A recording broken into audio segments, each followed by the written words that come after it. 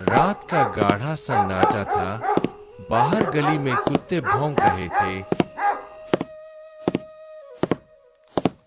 एक पुरानी सी चारपाई पर बैठे सोमनाथ गुस्से में है। सामने सिर झुकाए अजय खड़ा है। घर में सिर्फ झगड़े की तपिश फैली हुई है। तभी सोमनाथ खड़े हुए अजय से बोले, सुन ले अजय, अब मेरी सहन शक्ति खत्म हो चुकी है। या तो तू अभी इसी वक्त इस घर से निकल जा, नहीं तो मैं ही अपनी औकात भूलकर तुझे उठाकर फेंक दूंगा। तेरे जैसे नालायक, नाकाम और घटिया औलाद से तो पिनौले के पेड़ का कांटा भी लाख गुना अच्छा है। भगवान किसी दुश्मन को भी ऐसा बेटा ना दे। अजय ने सर झुका रखा था, लेकिन उसके होंठ कांप रहे थे। तभी मां सुमित्रा देवी ने कांपती आवाज में कहा, ओ जी, आप पागल हो गए हैं क्या? इतनी रात को लड़का कहा जाएगा? जाने अनजाने में गलती हो गई होगी। आखिरकार यह हमारा ही खून है, हमारी ही संतान है। खून? इसे अपना खून कहकर मेरी नसें जल जाती है। आज मोहल्ले में मेरी नाक कट गई, मेरी इज्जत मिट्टी में मिल गई। इस नालायक ने हरिराम के बेटे सुरेश से 500 रुपए मांगे और वजह क्या बताई? मेरी माँ बीमार है, इलाज के लिए पैसे चाहिए। धिक्कार है, माँ का नाम ढाल बनाकर भीख मांगी इस कमीने ने। हे भगवान, किसी बाप के लिए इससे बड़ा अपमान और क्या होगा? अजय कांपते हुए होठों में बोला, पापा, मैंने। लेकिन विजय सिंह ने हाथ उठाकर उसकी बात बीच में ही कुचल दी। चुप हो जा, तेरे मुंह से एक शब्द भी सुनना मेरे लिए गुनाह है। अगर तेरे अंदर थोड़ी भी शर्म होती तो इस घर की चौखट पार करने की हिम्मत नहीं करता। हरिराम का बेटा सुरेश देख, कैसा सीधा साधा है, काम करता है, अपने पिता का सहारा बना है। और तू तो मेरे लिए बोझ भी नहीं, तू तो एक अभिशाप है। सोचता हूँ पिछले जन्म में मैंने कैसा पाप किया होगा कि भगवान ने मेरे हिस्से में तुझ जैसा अपशकुन भेज दिया। सुमित्रा देवी का चेहरा पीला पड़ गया, उनकी आंखों में आंसू आ गए। अपने मन में अजय को देखते हुए कहा, कुछ कह दे मेरे लाल, कुछ तो कह दे। अजय धीरे धीरे उठता है, उसके कंधे झुके हुए हैं। वह बिना कुछ कहे बाहर निकल जाता है। दरवाजे की कर्कश आवाज सुमित्रा देवी के दिल को काट देती है। ओ जी, यह क्या कर डाला आपने? इस तरह अपमानित करके धक्के मारकर निकालना, यही दिन देखना बाकी रह गया था। विजय सिंह मुंह मोड़कर खड़े हैं। उनकी आंखों में क्रोध की आग है, लेकिन अंदर कहीं एक नमी भी है। अगर यह लड़का मेरी परछाई भी कहलाएगा तो मेरी रग रग जल जाएगी। मर जाऊंगा, पर ऐसे निकम्मे को अपना बेटा कहकर सहारा नहीं दूंगा। अजय बिना पीछे देखे गली के अंधेरे में चला जाता है। उसके कदम भारी नहीं है, बल्कि शांत और खामोश है। वह अपने घर से नहीं, अपनी पहचान से बेदखल होकर निकल रहा है।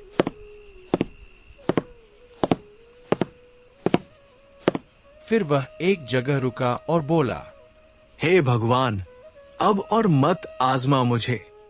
सब्र का बांध टूट चुका है मेरा, अपनों से ठुकरा दिया गया हूं। इस समाज में मेरी कोई जगह नहीं रही। तू ही बता, कहाँ जाऊं मैं? तू ही रास्ता दिखा दे, या फिर अपने पास बुला ले, वरना ये अकेलापन मुझे जिंदा निगल जाएगा। उसकी आंखों से आंसू बहे, लेकिन जवाब कहीं से नहीं आया। फिर अजय ने मन ही मन ठान लिया, आज की रात कही और काट लो, फिर कल इस गांव को छोड़ दूंगा। जहां तक किस्मत ले जाएगी जाऊंगा।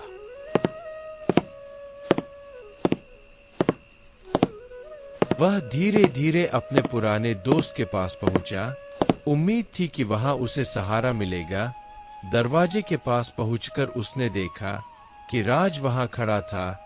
चांदनी में उसका चेहरा फीका लग रहा था। उसकी आंखों में हल्की हल्की नमी दिख रही थी। अजय चौंक गया। उसने आंसू पोंछते हुए पूछा, अरे राज, तू यहाँ बाहर खड़ा है? इतनी रात गए? सब ठीक तो है न तेरे घर?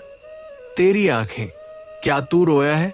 राज ने नजरें फेरी, बनावटी मुस्कान लाई और बोला, अरे नहीं यार, कहाँ, बस नींद नहीं आ रही थी तो सोचा जरा बाहर टहल लूं। तू बता, इस वक्त यहाँ कैसे आ गया? सब ठीक है न तेरे घर? अपने अंदर के तूफान को दबाते हुए हल्की मुस्कान दी, लेकिन उसकी आंखें अभी भी भरी हुई थी। सब कुछ उल्टा पुल्टा हो गया है राज। घर में मेरे लिए कोई जगह नहीं बची।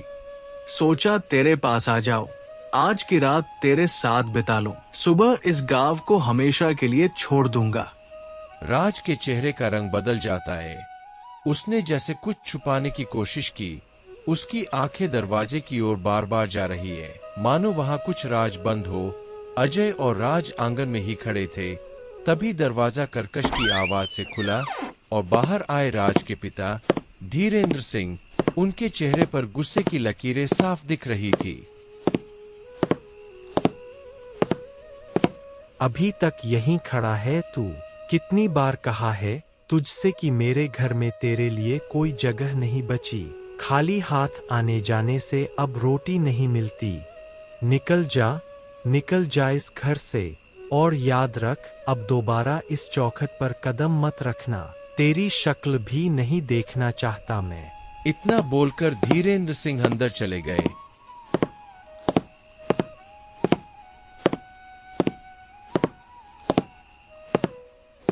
दरवाजा जोर से बंद कर दिया। आवाज ऐसी गुजी किसी ने दिल के दरवाजे पर चोट मारी हो। राज कुछ पल पत्थर सा खड़ा रहा।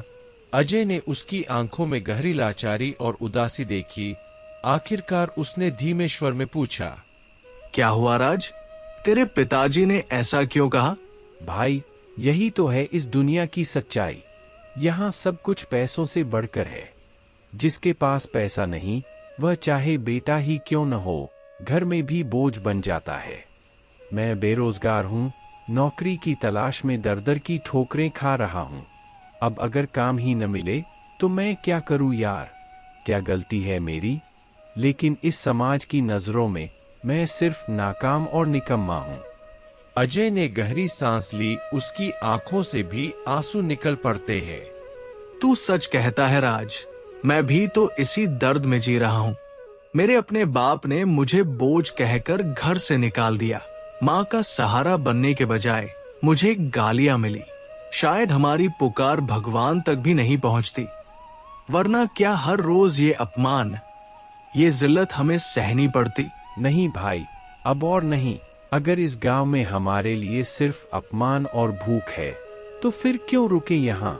चल, इस गांव को छोड़ देते हैं। बहुत देख लिया अपनेपन का धोखा।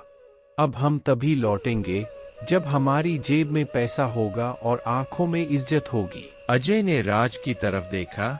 उसकी आंखों में आंसू थे, लेकिन अब उनमें चमक आ गई थी। तू सही कह रहा है राज, अब हमें इस गांव में रुकना नहीं चाहिए। चल, कहीं दूर चलते हैं, मेहनत करेंगे, चाहे कितनी भी कठिनाई आए, लेकिन लौटेंगे तभी जब हम अमीर बन जाएंगे, और उस दिन यही लोग हमें सलाम करेंगे। दोनों ने एक दूसरे की आंखों में देखा। मन में दर्द भी था और जज्बा भी।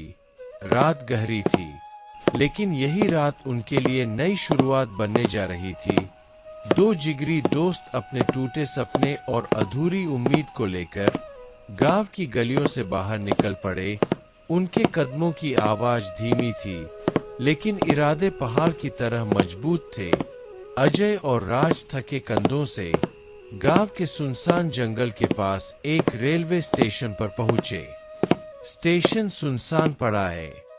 ना कोई चाय वाला था, सिर्फ टूटी हुई बेंचें और एक पीली बत्ती की झिलमिलाती रोशनी है। चार और अजीब सा सन्नाटा पसरा हुआ था। दोनों दोस्त प्लेटफार्म की बेंच पर बैठ गई। भाई, हमारे पास तो टिकट के भी पैसे नहीं हैं। अब कैसे जाएंगे? अगर पकड़े गए तो जेल में डाल देंगे हमें। जेल से बुरा तो हम पहले ही भुगत रहे हैं अजय। भूख, ताने, अपमान सब झेल चुके हैं। अब और क्या खोना है हमारे पास? जो होगा देखा जाएगा। अगर ट्रेन आए तो चढ़ जाते हैं। किस्मत साथ देगी तो मंजिल तक पहुंचेंगे, नहीं तो जो होगा देखा जाएगा। दोनों कुछ देर शांत रहे। तभी सीटी की आवाज गूंजी, रेल की पटरियां कांप उठी। तभी धीरे धीरे ट्रेन प्लेटफार्म पर आकर रुकी। लेकिन यह कैसी ट्रेन थी? उसमें एक भी यात्री सवार नहीं था। ना कोई आवाज, ना कोई हलचल। खिड़कियां खुली हुई थी लेकिन सीटें खाली थी। डिब्बों के अंदर अजीब सी नमी और अंधेरा था। अजय ने कांपते स्वर में कहा, ये कैसी ट्रेन है यार? एक भी सवारी नहीं, टीटी तक नहीं। लगता है जैसे भूतों की ट्रेन हो। डर मत अजय, यह मौका है। चाहे जो हो हमें चढ़ना ही होगा। चल।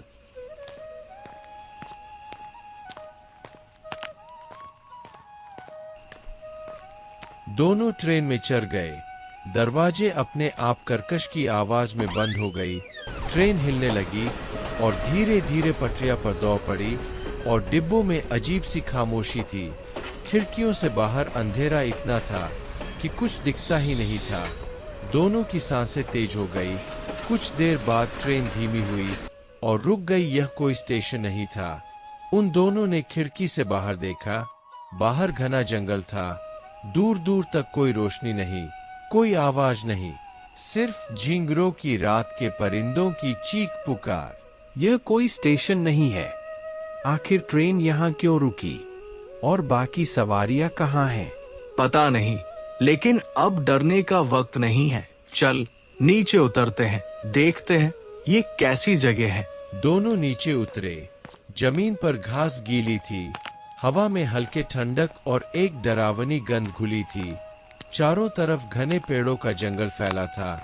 ट्रेन जैसे रुकी हुई थी वैसे ही बिना सीटी दिए हुए आगे बढ़ गई और काली सी रात में गायब हो गई। अब अजय और राज अकेले खड़े हुए थे घने जंगल के बीच, जहां ना कोई स्टेशन था ना कोई रास्ता था, बस रहस्यमयी खामोशी।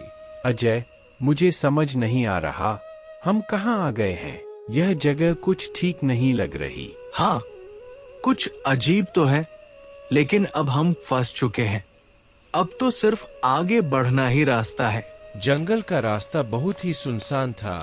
पेड़ की शाखाएं ऐसी झुकी हुई थी मानो छतरी बनकर आसमान को ढक लिया हो। दोनों दोस्त धीरे धीरे कदमों से चल रहे थे। उनके कदमों की आवाज गीली घास पर दब रही थी। हवा में हल्की सी ठंडक थी और कभी कभी कुछ डरावनी आवाजें भी सुनाई देती थी, मानो कोई झाड़ियां के बीच छुपाओ। अचानक राज सहम कर रुक गया। अजय, वह देख, उधर। अजय ने नजर उठाई। थोड़ी दूरी पर बड़े बड़े पेड़ों के पास एक बड़ा सा विशाल भालू खड़ा था। आंखें सुनहरी चमक रही थी और भरी सांस लेने से उसकी छाती ऊपर नीचे हो रही थी। दोनों की दिल की धड़कनें तेज हो गई। जंगल में ये सब होना आम बात है राज। डरना मत, अगर ये आदमखोर निकला तो मुश्किल हो सकती है। हमें धीरे धीरे पीछे हटना चाहिए। भाई, अगर यह पास आ गया तो हम दोनों का अंत यहीं हो जाएगा। भालू कुछ पल वहीं खड़ा रहा, मानो दोनों को घूर रहा हो। उसके पंजे जमीन पर खुरच रहे थे और उसकी गहरी गुराती सांसें साफ सुनाई दे रही थी। अजय और राज सांस रोक कर खड़े रहे। उनके शरीर में पसीना छलक आया था। तभी अचानक भालू जोर से फुफकारा और तेज रफ्तार से भाग खड़ा हुआ। वह दहाड़ते हुए जंगल की गहराई में दौड़ गया, मानो किसी डरावनी चीज से बचकर निकल रहा हो। दोनों दोस्तों ने हैरानी से एक दूसरे को देखा। यह भाग क्यों गया? हमने तो कुछ किया ही नहीं। आखिर भालू को क्या डर लगा? अजय ने चारों ओर नजर दौड़ाई। जंगल पहले से भी ज्यादा डरावना लग रहा था। कहीं दूर उल्लू की आवाज गूंजी और फिर सब खामोश हो गया। राज, भालू जैसे जानवर बेवजह नहीं भागते। अगर वो भागा है तो जरूर यहाँ कुछ ऐसा है जिससे वह भी डर गया। मतलब यहाँ कोई और भी है और वो इतना खतरनाक है कि भालू तक उससे डर गया। दोनों दोस्त सावधानी से जंगल के रास्ते पर आगे बढ़ते जा रहे थे। चारों ओर काली रात, झाड़ियों की सरसराहट और कभी कभी दूर किसी अजीब पक्षी की चीख, सब कुछ वातावरण को और डरावना बना रहा था। तभी अचानक पेड़ों की आड़ से एक हल्की रोशनी दिखाई दी, साथ ही इंजन की घर घर आवाज गूंजी। अजय ने ठिठक कर राज का हाथ पकड़ा और धीरे से कहा, राज, देख ये कार। ये जंगल के बीच कौन कार चला रहा है? यहाँ तो कोई रास्ता ही नहीं है। राज ने ध्यान से देखा। सचमुच एक जीप जैसी कार कच्चे रास्ते से धीरे धीरे गुजर रही थी। उसकी हेडलाइट्स पेड़ों के तनों पर लंबी परछाइयां बना रही थी। राज के चेहरे पर चिंता की लकीरें उभर आईं। यह तो बहुत अजीब है।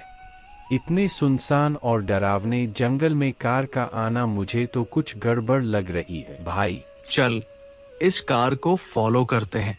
आखिर इस जंगल में कौन और क्यों आया है, ये जानना जरूरी है। शायद हमें कुछ जवाब मिले।